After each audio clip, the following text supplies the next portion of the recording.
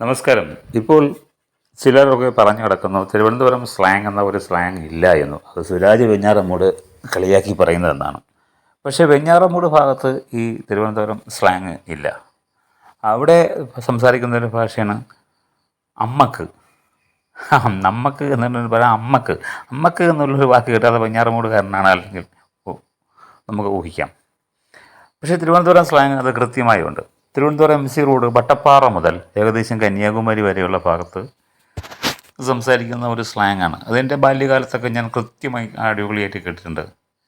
എന്തരേ ഇവിടെ പെയ്യത് എന്ന് വളരെ സുരാജ് ശരിക്കും വെഞ്ഞാറമൂട്ടുകാരൻ മിമിക്രി പഠിക്കുന്ന പാറശാലക്കാരെ എന്ന് കേട്ട് പഠിച്ചതാണ്.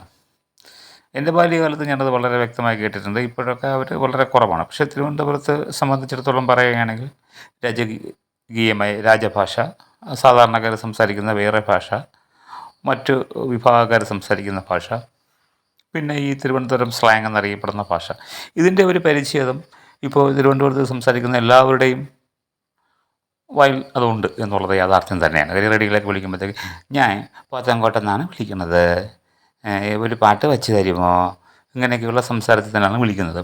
തിരുവനന്തപുരത്തുള്ള എല്ലാ ആൾക്കാരും ഇങ്ങനെയൊക്കെ തന്നെയാണ് സംസാരിക്കുന്നത്. പിന്നെ ഇപ്പോൾ ഞാൻ എൻ്റെ ബാല്യകാലം കഴിഞ്ഞ് ഇപ്പോൾ ജനറേഷൻ മാറി. അപ്പോൾ ഇപ്പം മിക്സഡ് ആയിട്ടുള്ള ഒരു ലാംഗ്വേജാണ്. പിന്നെ TV-യും റേഡിയോ ഒക്കെ കേട്ടാണ് ഇപ്പോഴത്തെ ആൾക്കാർ വളരുന്നത്. അതുകൊണ്ട് മിക്സഡ് ആയിട്ടുള്ള ഭാഷയാണ് ഇപ്പോൾ എല്ലാവരും സംസാരിക്കുന്നത്.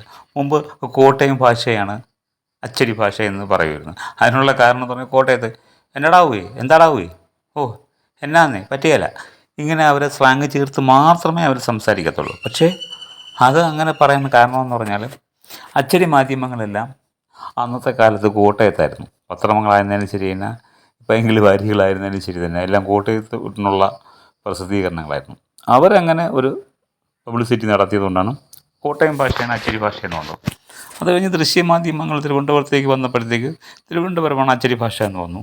പക്ഷേ അച്ചടി ഭാഷയ്ക്കുള്ള പ്രത്യേകത എന്ന് പറഞ്ഞാൽ അത് വടിവത്ത രീതിയിലേ പോകത്തുള്ളൂ. ഈ സംസാര ഭാഷ എന്ന് പറയുമ്പോഴത്തേക്ക് സായിപ്പ് സംസാരിക്കുന്നത് കാലിഫോർണിയ, അതൊരു ഋതമിട്ടേ പറയത്തുള്ളൂ. അപ്പോൾ നമ്മൾ പറയുമ്പോഴത്തേക്ക് പറയുന്നതിന് ഒരു ഋതമിട്ട് പറയാൻ നമ്മൾ ശ്രദ്ധിക്കും. അത് എംഫസൈസ് ചെയ്ത് അതിനൊരു പ്രാധാന്യം കൊടുത്തുകൊണ്ട് അതിന് ഊന്നൽ കൊടുത്തുകൊണ്ട് സംസാരിക്കുന്നത് കൊണ്ടാണ് ഒരു ഋതം വരുന്നത്.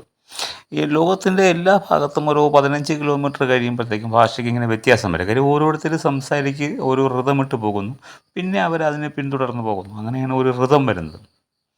അപ്പോൾ നമ്മൾ നാട്ടിൽ എവിടെ പെയ്യത് സുഖങ്ങളൊക്കെ തന്നെ എന്ന ഭാഷ എൻ്റെ ബാല്യകാലത്ത് വളരെ വ്യക്തമായിട്ട് ഞാൻ തിരുവനന്തപുരം വട്ടപ്പാറ ഭാഗത്തുള്ളതാണ്. അത് കഴിഞ്ഞ് ട്രിവാൻഡ്രം സിറ്റി ആ ഭാഗത്ത് നെയ്യാറ്റിൻകര, പാറശാല ഈ ഭാഗങ്ങളിലൊക്കെ പറഞ്ഞു. പിന്നെ പാറശാലയൊക്കെ കൂടുതൽ നീട്ടുള്ള ആൾക്കാർ ഇപ്പോഴും ഉണ്ട്. അതുകൊണ്ട് അത് ഇല്ല എന്ന് പറയേണ്ട യാതൊരു കാര്യവുമില്ല. അത് നമ്മൾ മോശപ്പെട്ട ഭാഷയല്ല. മോശപ്പെട്ട ഭാഷയെന്ന് വരുത്തി തീർക്കുന്നതുകൊണ്ടാണ് അല്ല ഇല്ല എന്ന് നമ്മൾ പറയുന്നത്. അങ്ങനെയല്ല.